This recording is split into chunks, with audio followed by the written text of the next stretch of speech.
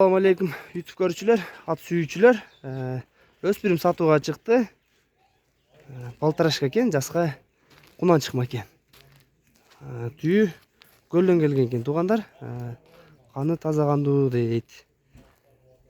Бастырчын ар жака. Тору кашка экен. Сорулары жакшы экен туугандар мына. Сорузу квадрат сору экен. Арканга эки бута. Кайтар бияка, келер.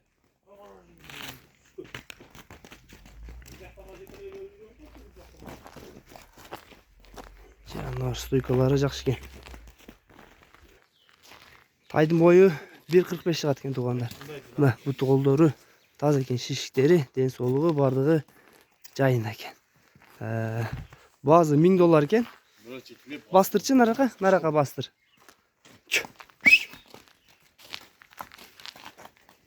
Баазы $1000 коюлду туугандар, аркалдын көргүлө. Номерлерин жазып калтырабыз.